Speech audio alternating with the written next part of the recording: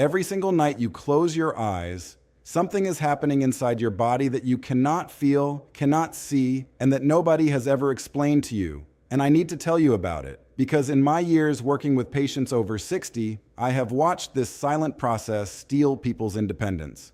Slowly, quietly, one night at a time. If you wake up with burning feet, if you feel that electric tingling that won't stop, if your legs feel numb before you even get out of bed, I need you to stay with me, because what I'm about to share changes everything about how you understand what is happening to you. Here's what most people don't know. While you sleep, your nervous system is supposed to enter a critical repair cycle. Your body uses the quiet hours of sleep, those 7 or 8 hours, to send nutrients to damaged nerve tissue, rebuild protective nerve coatings, and restore the electrical pathways that control sensation in your feet, your legs, your hands. This is not theory. This is established biology. Your nerves are supposed to recover at night, but for millions of Americans over 60, that recovery is not happening, and the damage is compounding silently while you sleep night after night after night. That is what I want to walk you through today, not the symptom, the mechanism. Because once you understand what is actually happening inside your nerves while you sleep, the picture becomes very, very clear. Let me ask you something. Does this sound familiar? You get into bed, you're tired, you're ready to sleep, and then it starts, a burning sensation in the soles of your feet, not uncomfortable, unbearable, like someone pressed a hot iron against your skin and left it there.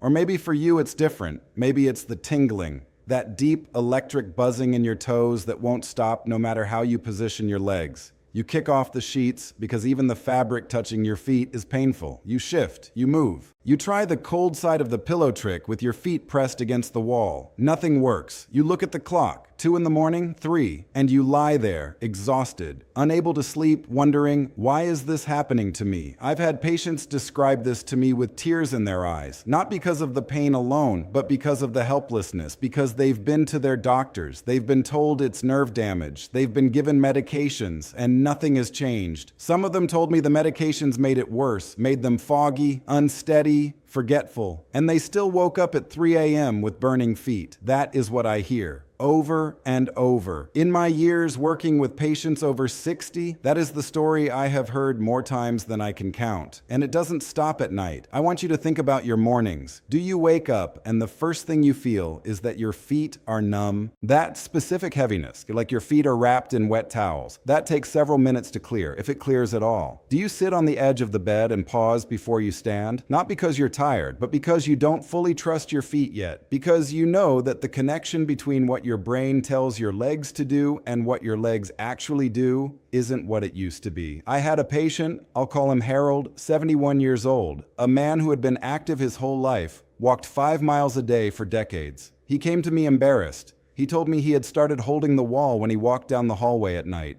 that he'd tripped twice coming down his porch steps, that his daughter had mentioned gently that maybe it was time to think about a cane. He looked at me and said, "This isn't who I am." And he was right. It didn't have to be who he was, but he needed to understand what was actually happening, because until you understand the mechanism, you cannot address the problem. Here's what nobody is telling you. The symptoms you feel, the burning, the tingling, the numbness, the shocking pain that comes out of nowhere, those are not the disease. They are the signal. They are your nervous system telling you that something critical is being neglected. And if that signal goes unaddressed, what happens next is serious. I've seen patients ignore this for years, and the progression follows a pattern I have watched too many times. It starts with the tingling and burning at night that we just described. Stage 1, uncomfortable, disruptive, but manageable, or so it seems. Then comes stage 2. The numbness deepens. It's no longer just at night. It's there in the morning. It lingers into the afternoon. The sensitivity in the feet starts to disappear. You start losing the ability to feel temperature properly. The shower feels different. The floor feels different. Your coordination starts to shift. Small things, all. Catching your foot on the edge of a rug. Missing a step you've taken 1,000 times. Stage 3 is where it becomes dangerous. The nerve signals controlling balance become severely compromised. Falls become a real and daily risk. And I want to be direct with you here. Falls in adults over 65 are the leading cause of accidental death in the United States. Not a small statistic, a massive, devastating reality that most people don't connect to what started as just tingling in my feet. Stage 4 is what I tell every patient I need to help them avoid. That's when the nerve damage has progressed to the point where the conversation changes entirely, where your doctor is no longer talking about managing symptoms, where independence, real daily independence, is on the line. I've watched patients reach that stage, strong, vital people who waited too long because nobody explained to them what was actually happening. This is why I make these videos. Because this progression is not inevitable, but you have to understand the mechanism first. If what I'm sharing today is new to you, and I suspect it is, make sure you subscribe to this channel. I release critical health information for people over 60 every week. Information your doctor may not have time to share in a routine appointment. Hit the subscribe button below. It costs nothing, and it could be one of the most important health decisions you make today.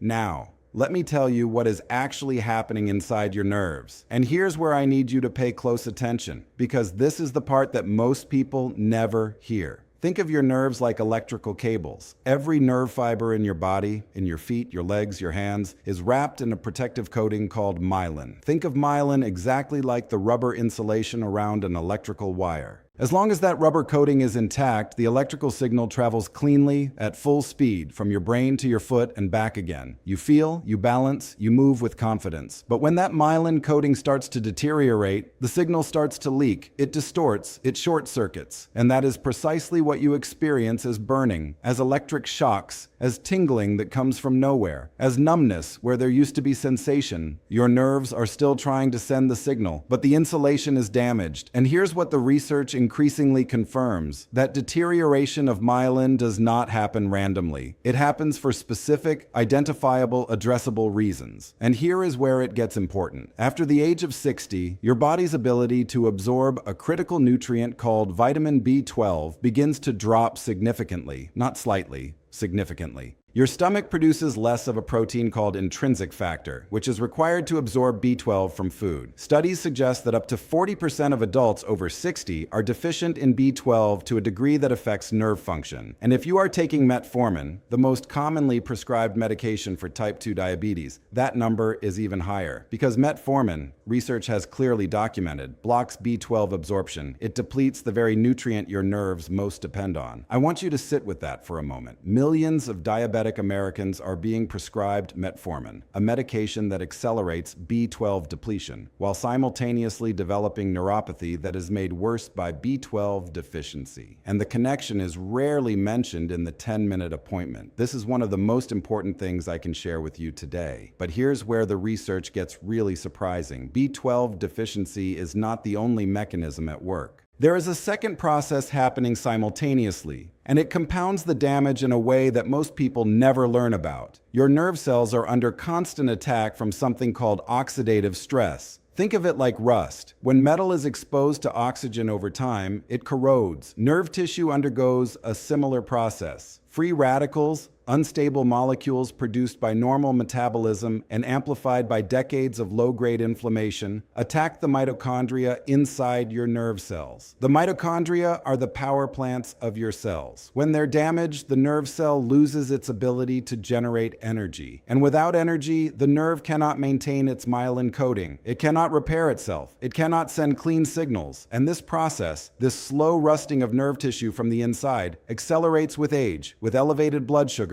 and with chronic inflammation. Researchers have observed that this oxidative damage inside nerve cells is one of the primary drivers of peripheral neuropathy progression, and it happens while you sleep, every night, while your body is supposed to be repairing. The third layer of this mechanism involves circulation. Your nerves are fed by tiny blood vessels, capillaries so small they can only be seen under a microscope. And when blood sugar levels are elevated, even in people who are not officially diabetic but are in the pre-diabetic range, those tiny vessels become damaged. The nerve tissue they feed begins to starve, slowly, progressively, without pain at first. But the starvation accumulates, and eventually it manifests as exactly what you're feeling. Researchers at major academic institutions have published findings on the relationship between microvasculature damage and peripheral nerve degeneration. regeneration that most primary care physicians never have the time to incorporate into practice. The research is there. The connection is documented, but it rarely reaches the patients who need it most. I had a patient, I'll call her Margaret, 68 years old, retired school teacher, came to me after 3 years of worsening symptoms. She had been on gabapentin for 2 of those years. She told me it helped at first, then it stopped working, then the dose was increased. Then she started having memory problems, balance issues on the medication itself. She gained weight. She felt foggy, and the burning at night was back. She had been told by 2 different doctors that her neuropathy was progressive and that management of symptoms was the best she could hope for. She was starting to make plans to modify her home, grab bars in the shower, a railing on both sides of the stairs. She was 68 years old, and she was preparing to lose her independence. What I explained to her, the B12 depletion, the oxidative damage, the circulatory component, was information she had never been given, not once. And when she understood the mechanism, the approach changed completely. I want you to really feel what this does to a life, because this isn't just about pain. It isn't just about sensation. The sleep deprivation alone, the accumulation of night after night of interrupted sleep, does things to your body and your mind that compound every other problem. When you don't sleep, your inflammatory markers rise, which accelerates the nerve damage, which disrupts the next night's sleep. It's a cycle that feeds itself. And beyond the physical, there is the emotional weight. I've sat across from men and women who were vibrant, independent, active people, who now describe their daily life in terms of what they can no longer do. They've stopped going to their grandchildren's school events because the walk from the parking lot is too uncertain. They've stopped gardening because kneeling and rising requires balance they no longer trust. They've stopped dancing, something they loved for decades, because the floor doesn't feel solid anymore. They wake up every morning and the first calculation they make is, how bad are the feet today? Will I need to hold the wall? Is today a good day or a bad day? And the cruel part, the part that makes me genuinely angry after all these years, is that many of these people were told, this is just what aging feels like. No, it is not. Aging involves change. It does not have to involve this level of suffering. Not when the mechanisms are understood. Not when the right support is provided. The sleep is gone. The confidence is gone. The spontaneity, the ability to just go somewhere, do something, be present, is gone. And with it, quietly, the sense of self, the identity of a person who is strong, capable, independent. I've watched that erosion. It is one of the most serious things I encounter in my work, and it is preventable. The link in the description below takes you directly to the natural nerve support formula I recommend to my patients. It combines everything I've covered today in the specific forms that actually reach nerve tissue. Take a look when you have a moment. I think it will make a lot of sense after what you just learned. What I've found in both the research and in clinical practice is that certain natural compounds can meaningfully support the nerve repair process when used correctly in the right forms. Let me walk you through what the evidence points to. The first and most critical is methylcobalamin, the methylated form of vitamin B12. I want to be very specific here because this matters enormously. Most B12 supplements on the market use a form called cyanocobalamin. It is cheap to produce. It is in virtually every drugstore multivitamin. And for nerve tissue specifically, research suggests it is significantly less effective. Methylcobalamin, the natural bioactive form, crosses directly into nerve tissue in ways that cyanocobalamin does not. It is the form your body actually uses in the synthesis and maintenance of myelin, the protective coating we discussed. Studies have examined its role in supporting nerve regeneration and found results that the standard form simply cannot replicate. If you have been taking B12 and wondering why it hasn't helped, this is very likely the reason. The form matters as much as the dose. The second compound the research consistently highlights is alpha-lipoic acid. This is a unique antioxidant, unique because it works specifically inside nerve cells, inside the mitochondria, where standard antioxidants cannot reach. Vitamin C, vitamin E, powerful antioxidants in their own right, do not penetrate nerve cell mitochondria the way alpha-lipoic acid does. And given that oxidative damage inside those mitochondria is one of the primary drivers of the myelin deterioration we discussed, this compound is clinically significant. Researchers have studied it extensively for peripheral nerve support, and the evidence for its role in reducing the kind of oxidative stress that accumulates in nerve tissue over decades is among the most robust in this field. What I've observed in patients who incorporate adequate alpha-lipoic acid is that the burning, specifically the burning, often responds more than to any other single intervention. The third is acetyl L-carnitine. Think of this as fuel delivery for nerve cells. Damaged nerves have impaired energy production. They lack the metabolic resources to carry out repair. Acetyl L-carnitine supports the transport of fatty acids into the mitochondria, which is where cellular energy is generated. Without adequate carnitine, even if the building blocks for nerve repair are present, the cell cannot generate the energy needed to use them. Clinical evidence points to its role not just in symptom support, but in the actual repair process at the cellular level. Beyond that, there are two additional compounds that deserve mention. Benfotiamine, a fat-soluble form of vitamin B1 that penetrates nerve tissue far more effectively than standard thiamine, has been studied specifically for its protective effect against glucose-related nerve damage. For anyone with diabetes or prediabetes, this compound addresses a mechanism that most standard approaches completely overlook, and magnesium, deficient in the majority of adults over 60, plays a direct role in regulating nerve signal transmission. Specifically, it modulates the calcium channels in nerve cells that, when dysregulated, create the hyperexcitability behind the burning and the electric shocks. Correcting a chronic magnesium deficiency, in my clinical experience, often produces a meaningful reduction in that nighttime pain that disrupts sleep. Now, finding each of these compounds separately, in the right forms, the right doses, and the right combinations, is not easy, and most people over 60 don't have the time or the knowledge to put this together on their own. That's why I've left a link in the description to a formula that brings all of this together. I've reviewed it carefully, and it's one of the few options I feel comfortable recommending to my patients. Let me address something directly. Many of my patients ask me, why didn't my doctor tell me any of this? And I want to be honest with you because you deserve honesty. This is not a conspiracy. It is a system problem. The average primary care appointment is 10 to 15 minutes.